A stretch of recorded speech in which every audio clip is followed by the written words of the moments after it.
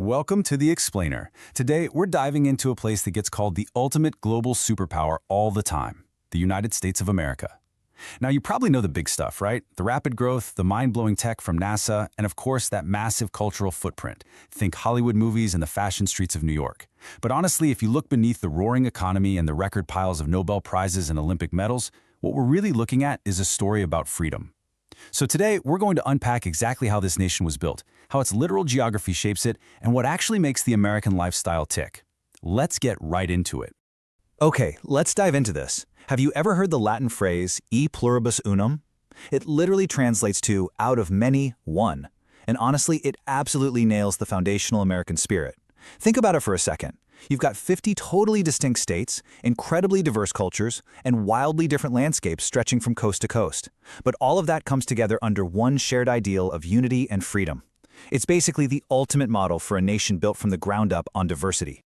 To help us wrap our heads around how America actually operates, we've broken this explainer down into 5 key pillars. We'll be looking at the foundation of freedom, the boundless horizons of its geography, the engine of opportunity, its amazing ecosystems and natural heritage, and finally, culture, landmarks, and lifestyle. So starting with part 1, the foundation of freedom. Before America became the global heavy hitter we know today, it had to be built from scratch.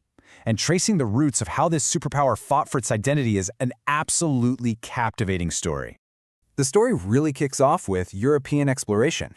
Christopher Columbus arrived in the Caribbean back in 1492, and that eventually sparked major colonization by Spain, France, and England. But let's fast forward a couple of centuries. Tensions in the 13 British colonies are hitting an absolute boiling point over taxation and autonomy. And then we get to the big one, July 4th, 1776. On that exact day, the Declaration of Independence was adopted. This was a massive, game-changing political step to break away from Great Britain and start a brand new nation.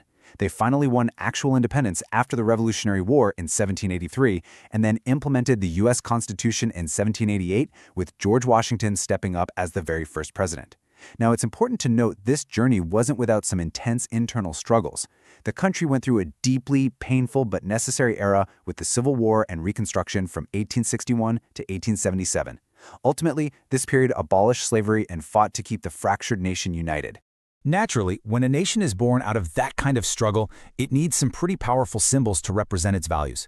Take the Stars and Stripes flag. It tells a whole story on its own. You've got 13 alternating red and white stripes for those original 13 colonies, and 50 white stars sitting on a blue background representing the 50 current states. Even the colors mean something. Red is for bravery, white is for purity, and blue stands for justice and vigilance. And right alongside the flag is the Great Seal, featuring the famous bald eagle. If you look closely at the eagle, it's holding an olive branch in one talon, showing a deep desire for peace. But in the other talon, it's holding arrows, symbolizing the strength and total readiness to defend that peace and independence. All right, moving on to Section 2, boundless horizons and geography, going from coast to coast. This historical fight for freedom is completely tied to the nation's massive, wide-open spaces. Just to put the scale into perspective, this is literally the 3rd largest country in the world by land area. It's sandwiched between the Atlantic Ocean on the east and the Pacific on the west, and it shares the world's longest continuous international border with Canada up north. And this brilliantly illustrates just how crazy the geographic extremes are here. Look at this contrast. On one hand, you have the highest peak in North America, Denali, all the way up in Alaska, towering at over 20,310 feet. But then, compare that to Badwater Basin down in California's famous Death Valley National Park. That spot is actually 282 feet below sea level. The fact that this kind of geographic diversity exists within a single country's borders is, well, it's pretty mind-blowing. Because the U.S. covers such an unbelievably massive area, they actually need a highly structured system of 6 distinct time zones just to keep things running. Starting with Eastern Standard Time over New York, you basically lose an hour with each major step you take westward. You move through the Central, Mountain, and Pacific zones, and if you keep going all the way out to Hawaii, you're sitting 5 full hours behind the East Coast. You also absolutely cannot talk about North American geography without bringing up the Great Lakes. We're talking about Superior, Michigan, Huron, Erie, and Ontario. Clustered together, they make up the largest group of freshwater lakes on planet Earth. Seriously, it's like a giant inland sea. Not only are they stunning and super important for local ecosystems, but they act as a massive vital waterway and a natural border between the U.S. and Canada. They heavily influence trade and transportation for the whole region. So, with all that vast land and rich history, we arrive at our third focus, the engine of opportunity. Let's dig into the economic and political systems that really fuel American innovation, generate wealth, and secure its status as a global economic powerhouse. Now, what's really interesting about this is how the American economy is actually set up. It's fundamentally a mixed system. A massive chunk of it is driven by a highly productive capitalist private sector. This is the engine where you see all that rapid technological innovation, a super flexible workforce, and those massive global corporations thriving. But it's carefully balanced by the government's role in social infrastructure. The government actually invests heavily in essential services like healthcare, education, and physical infrastructure. It's exactly this dynamic balance, juggling free market capitalism with supportive social systems, that allows the whole U.S. economy to adapt and keep growing. To protect all that economic freedom, the political structure itself is deliberately designed as a constitutional republic. That basically means the Constitution is the supreme law of the land. It guides every big decision. It operates as a representative democracy, which empowers everyday citizens to elect leaders to voice their interests. And crucially, it uses a federal system. This means power isn't just hoarded at the very top, it's strictly divided between the federal government in Washington, D.C. and the individual governments of the 50 states. This whole separation of powers is fundamentally designed from the ground up to uphold the freedom of the people. Moving right along to Section 4, Ecosystems and Natural Heritage. When you have a country this vast, with climates spanning everywhere from tropical beaches to Arctic tundras, you also find a really profound dedication to protecting biodiversity. There's an immense amount of national pride wrapped up in this biodiversity. Did you know the U.S. boasts over 430 national park sites? That's huge. And they were true pioneers in conservation, too. Yellowstone was actually established as the world's very first national park, totally famous for its crazy geothermal features and unique wildlife. This deep dedication to nature is even woven right into their national symbols.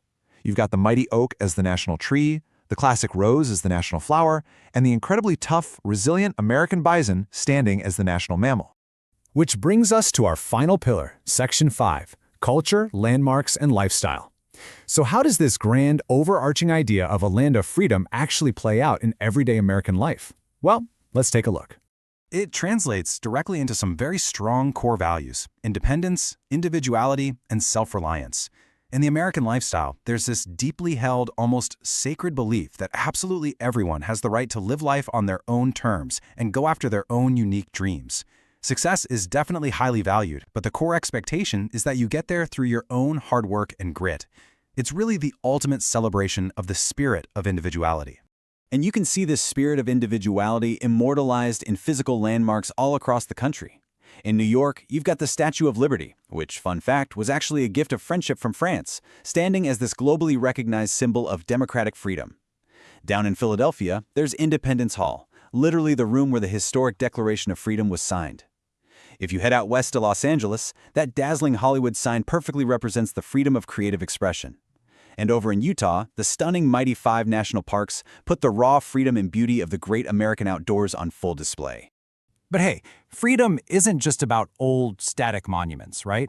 It's about active, joyful expression. Just look at these massive cultural festivals. You've got the incredibly colorful, wild street parades of Mardi Gras down in New Orleans, or picture the sky absolutely filled with wonder at the International Balloon Fiesta in Albuquerque. Then there's the radical self-expression and crazy art at Burning Man in the Nevada desert. Not to mention the huge trend-setting musical gathering at Coachella in California. These events are just brilliant examples of how diverse, colorful, and highly expressive the American people truly are. And come on, no cultural explainer is ever complete without talking about the food. These iconic tastes bring together so many distinct regional flavors, cementing a culinary identity that is completely unique to the U.S. You've got the beloved, classic street foods like cheeseburgers and hot dogs, but then you also have deeply regional, slow-cooked barbecue ribs and southern fried chicken. Add in the ultimate creamy comfort food, mac and cheese, and traditional desserts like a cinnamon-spiced apple pie or a sweet and sour key lime pie. It's a menu that is famously diverse and, let's be honest, incredibly satisfying. So, the big takeaway here is that America's status as a superpower isn't just about its massive economy or its structural might. It's a story deeply rooted in its incredibly diverse geography, its historic foundations, and this vibrant, ongoing culture of freedom. So let me ask you, Which aspect of America's vast landscape of freedom fascinates you the most? Is it the towering mountains and deep valleys? The bustling mixed economy? Or maybe those wild cultural festivals? Let me know. And hey, if you're ever planning to travel there, maybe hopping on a direct flight straight into Washington, D.C., just keep a few local basics in mind, like remembering to tip generously at restaurants and giving folks their personal space. I really hope this explainer helped clarify the incredible scale and spirit of this country for you. Drop a comment below, let me know your thoughts, and tell me what topic we should break down next. Keep learning, stay curious, and I'll catch you in the next explainer.